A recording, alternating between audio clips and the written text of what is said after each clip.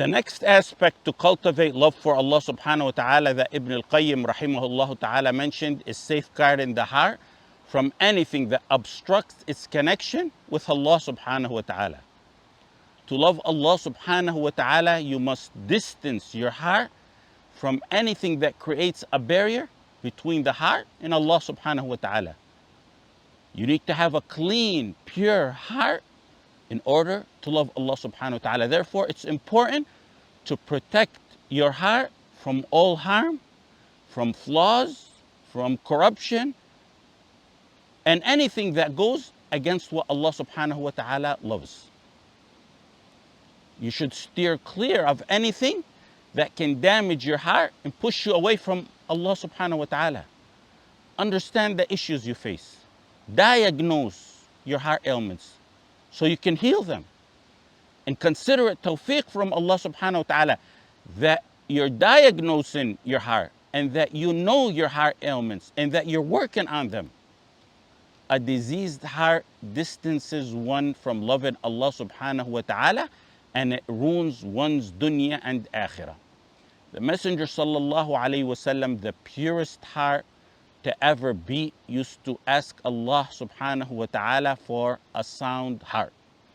He used to say, وَأَسْأَلُكَ قَلْبًا سَلِيمًا. Allah subhanahu wa ta'ala said, يَوْمَ لَا يَنْفَعُ مَالٌ وَلَا بَنُونَ إِلَّا مَنْ أَتَى اللَّهَ بِقَلْبٍ سَلِيمٍ.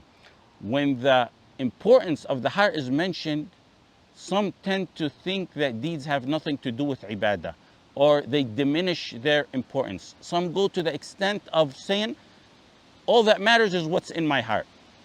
And that's absolutely wrong, as we know.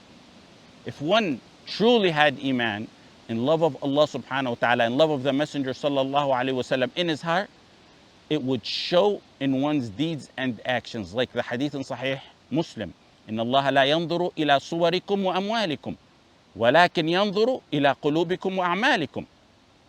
Allah subhanahu wa ta'ala looks to your hearts and deeds. We emphasize the heart because it's significant. It represents the place where belief, tawheed, and intention reside. Having a pure intention is important for deeds. Otherwise, a person might end up among those whose deeds lead them to Jahannam wal-'iyadhu billah. There's a hadith in Sahih Muslim that mentions the first three groups of people that will be judged. And one of them is someone who was seen as a martyr. He actually sacrificed his life, but the intention was not right. Another is someone who studied and taught, what's referred to as a sheikh nowadays. The intention wasn't right. The last one is one who gave in charity. The intention wasn't right. So the result was they were dragged on their faces into Jahannam wal-'iyadhu billah. It's what appears to be a deed that caused them entry to Jahannam because of the wrong intention. The heart plays a crucial role. Its health influences the overall well-being of deeds. ألا وإن في الجسد مضغة إذا صلحت صلح الجسد كله وإذا فسدت فسد الجسد كله ألا وهي القلب. There's a piece of flesh in the body. If it's healthy, the entire body is healthy. If it's corrupt, the whole body is corrupt. The heart is the foundation of our actions, so it needs to be protected. Our deeds are the result of what's in the heart.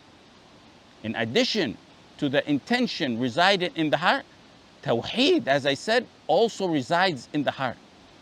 It's deeply rooted in the heart, but it shows in one's deeds and actions. That's why we put a lot of emphasis on maintaining pure Tawheed. The stronger, the sounder, the purer the Tawheed is in the hearts, the more steadfast, the more consistent, the more sincere the actions will be. Actions that help us attain love for Allah subhanahu wa ta'ala. In order to have a pure heart, it's essential to sweeten the heart with certain matters while purging it of others. In order to maintain and attain a sound heart, always recognize that Allah subhanahu wa ta'ala is the truth. Always remind your heart of that. Always remind your heart that the day of judgment, Yawm al-Qiyamah, is certain to come. Always remind your heart that you and everyone else will be resurrected from your graves and you will stand before Allah subhanahu wa ta'ala. The afflictions of the heart start to manifest when a heart is oblivious to those facts and realities. A heart that knows Allah subhanahu wa ta'ala and the heart that focuses on the akhirah will not be a diseased heart. Keep in mind that sins, shahawat, desires, and shubuhat, which is doubts, those two are the biggest destroyers of the heart. They distance one from loving Allah subhanahu wa ta'ala. Ibn al-Mubarak, or possibly Ibrahim ibn Adham, or possibly both of them said, رَأَيْتُ الذُّنُوبَ تُمِيتُ الْقُلُوبَ وَيُتْبِعُهَا الذُّلُّ إِدْمَانُهَا وَتَرْكُ الذُّنُوبِ حَيَاةُ الْقُلُوبِ وَالْخَيْرُ لِلنَّفْسِ عِصْيَانُهَا. Sins lead to the death of the heart. And persistence on sins is followed by humiliation. وَتَرْكُ الذُّنُوبِ حَيَاةُ الْقُلُوبِ وَالْخَيْرُ لِلنَّفْسِ عِصْيَانُهَا. Abandoning sins is essential for a lively, healthy heart. And resisting the nafs and the sins is beneficial for the soul. Abu Hurairah radiallahu anh said, the heart is like the king, and the body parts are like the soldiers. When the king is good, the soldiers are also good.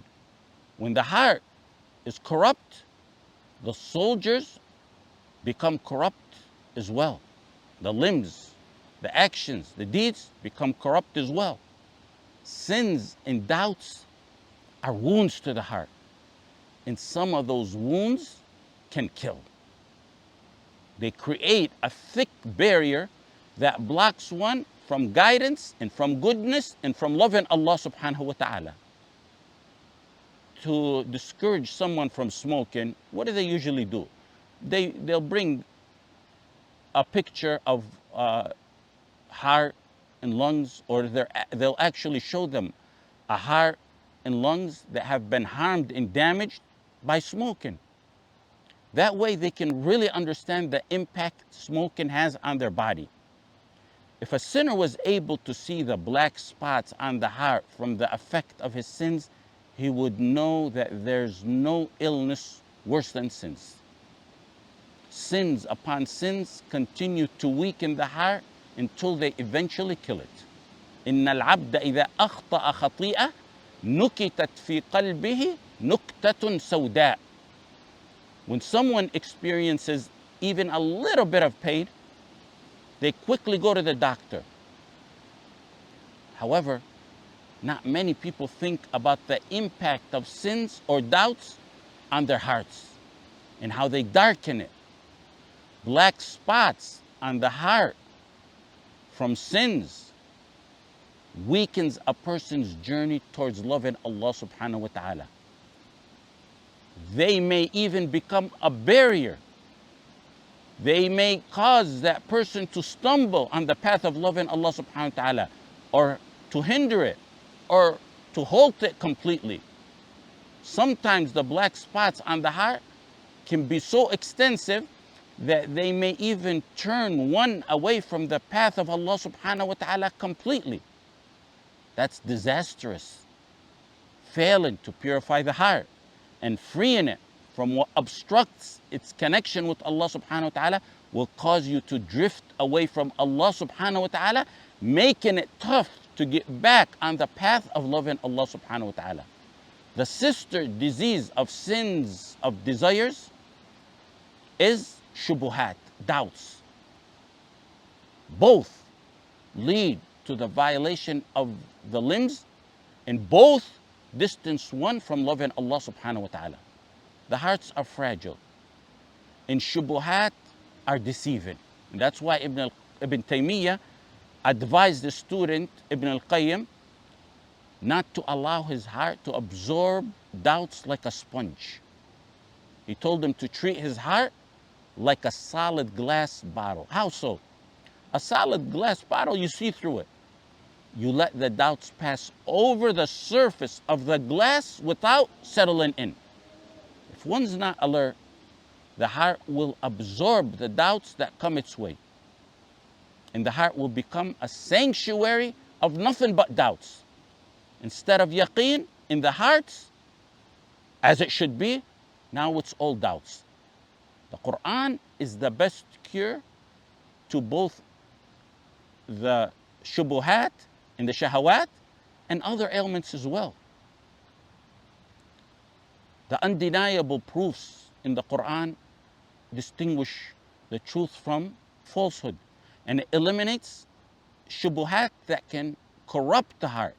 The Quran allows the people to see things as they truly are. The Quran heals and cures the disease of desires and the disease of doubts. The Quran offers wisdom and advice. There's encouragements and there's warnings, targhib and tarhib.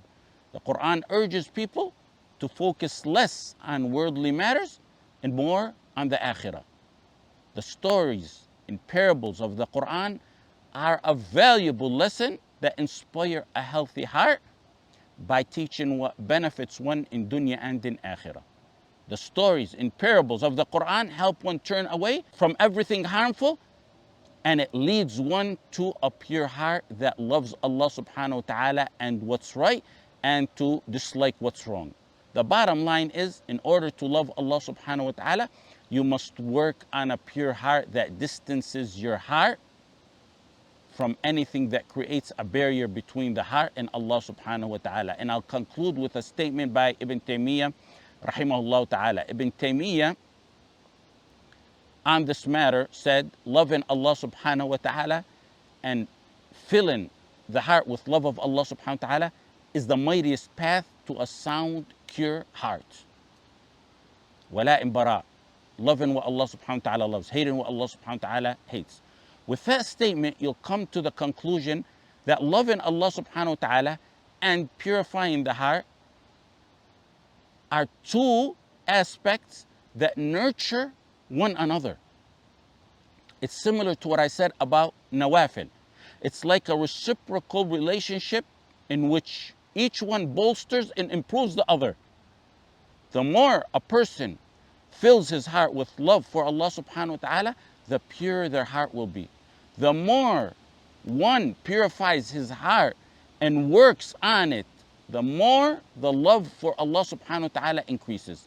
Hearts are like glass containers. As long as they're filled with water, air cannot enter in them because the space is occupied. They need to be filled with iman, yaqeen, and Quran. Wa sallallahu ala Sayyidina Muhammad wa ala alihi wa sahbihi wa sallam.